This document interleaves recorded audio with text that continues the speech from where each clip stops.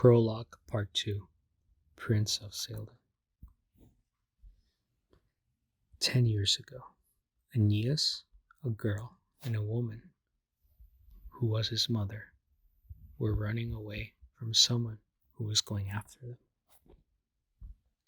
It was an assassination attempt to kill the Arcadian royal family members that were in the castle, such as young Aeneas and his mother. His father was not in the capital that day, for he was away in a different town due to a serious skirmish taking place. However, it seems that it was all a trap, for assassins had already sneaked their way in. As they were all running, the children found a way for everyone to escape. There was a nearby iron door, locked from the outside, open all the way. But the person chasing them lunged at them and bared its claws at Aeneas. Before he saw what happened, Aeneas' mother used all her strength and mana to push him away from danger. Aeneas fell inside the entrance, and the girl quickly joined him. But he saw clearly, at that moment, his mother was slain down by a draconid hybrid. "Mother!" he shouted. Present day. Aeneas remembered and was horrified. I remember that day, years ago. My mother was killed by a dragon. Those draconids from the Empire.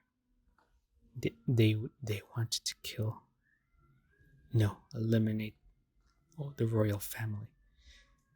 And in the best case scenario for them, should both I and father had died on that day, it would have been a large victory for them. They're very smart. And I'm aware, Reinhard. Aeneas then stood up and thought to himself on what he was going to tell Reinhard. I got to be careful on how I word this. Otherwise, okay, here I go. He took a deep breath and spoke. You're right. We have got to do something to stop their dangerous influence. Especially on how they use dragons there as their own slaves, as their own rag to wipe away everything that's dirty on their window. It's cruel. And the dragons aren't to blame for this. In fact, my family's at fault for this. My ancestors' law still affects these very same people. And I understand that there are those who hate me and my family for it. Believe me, Reinhard, I understand what you're trying to say. But please understand this from a different perspective. Aeneas then got up from his chair and started talking in a very serious tone. This world is unfair to dragonkind, my friend. They have gone through so much for the past 50,000 years. At the moment, while we have implemented the law throughout the continent, the Empire has gone to another level to enslave them. Worst of all, the citizens. No, the whole world doesn't know this. Only us and Minerva. As much as I detest the Empire for doing something so inhumane, we shouldn't resort to violence now. For we lack the power to do it alone. We need to be rational and come up with a plan. We should come up with something that benefits both sides and everyone else. Don't you agree? Lord Aeneas. Reinhard thought about that for a moment.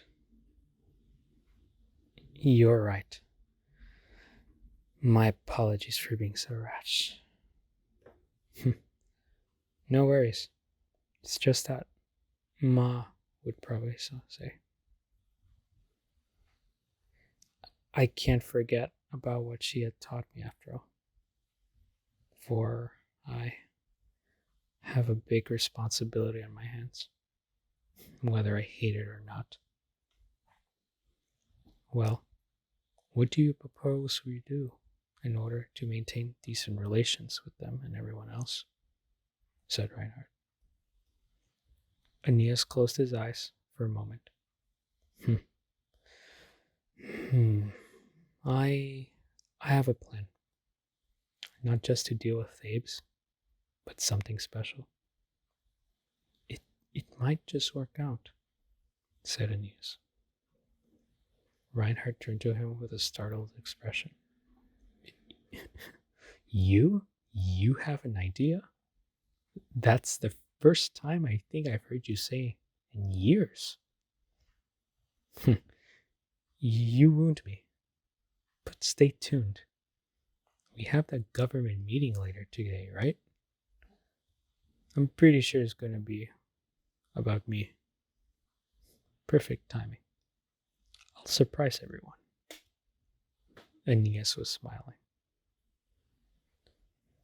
Later in the afternoon, the government officials were entering the large hall. On the front, above the high council tables, were paintings of notable leaders that not only changed the country, but changed the world as well. In the middle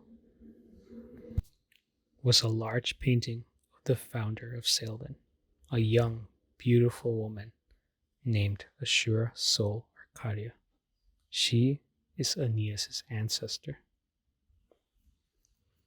Then, below the paintings, there was Chancellor Chagall, the head of the parliament, and was the de facto head of government until today. And now, ladies and gentlemen, the meeting will begin.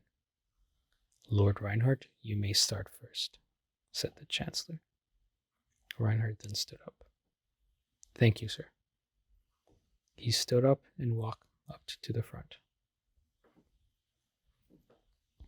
Now, before we talk about our new Prince Regent, what I would like to speak about first is the current situation between our nation and the Empire of Thebes. According to the reports I have received, intel told me that there were Theban traders leaving our seas. It's most likely not only did the country violate one of our deals, but they ignored the embargo and ended up trading with someone here from one of our businesses. This is a serious issue. Members of the parliament were in shock. This is ridiculous, outrageous. Order. Order! Order! The Chancellor slammed his hammer down, and then the hall fell silent.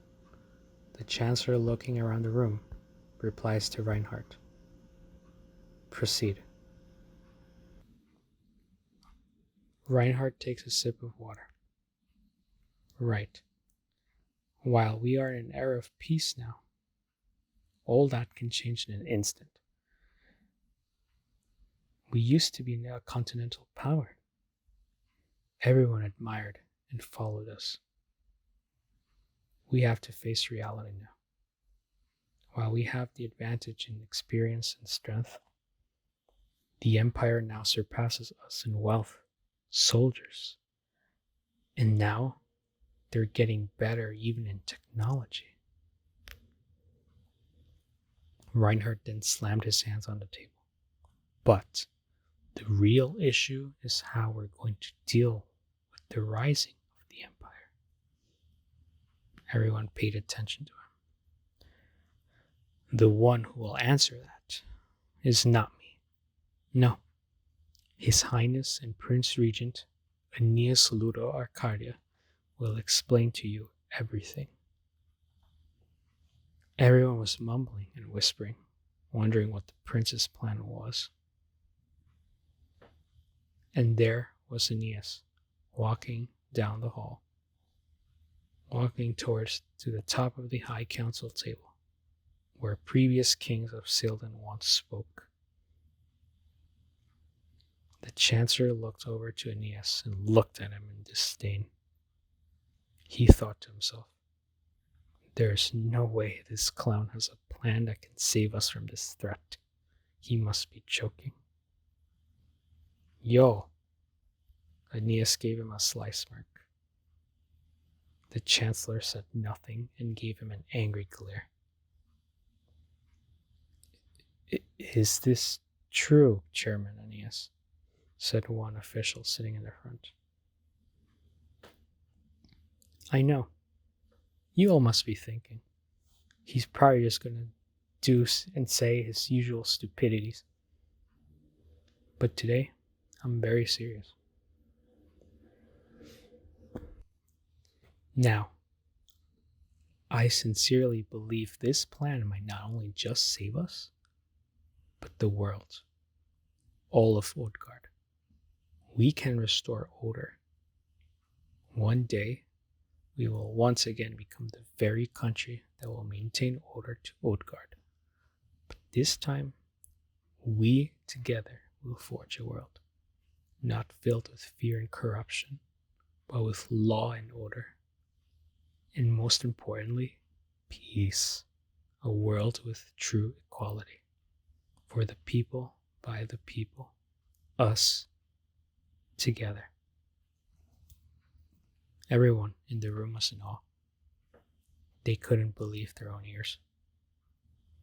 They couldn't believe what they were here listening to. Aeneas then got louder. Look, I may act like I don't care at times, and I'm sorry about that. But that's not true. There are things I care about just as much as you guys do. We all have something that we want to protect. And one thing for sure is I can't protect everyone alone. I need everyone's cooperation and ears. Aeneas then yelled out, will you all hear me out? The Chancellor was in awe, unexpected of Aeneas' true feelings, and had misjudged him. He thought to himself, so he still has a bit of his mother in him after all, Lady Aurelia. Then one man spoke up. Let our future king speak. Give him a chance. That's right. Those eyes aren't those of a liar. He speaks the truth. Let him speak. Everyone then demanded that the prince spoke up. After some thought and silence from the Chancellor, he spoke up. Order! He then took a deep breath. Starting right now, I am no longer de facto head of this government. I hereby declare that the Prince Regent Aeneas is the next head of government. I will let him speak as our future king of our country. Everyone in the room then cheered.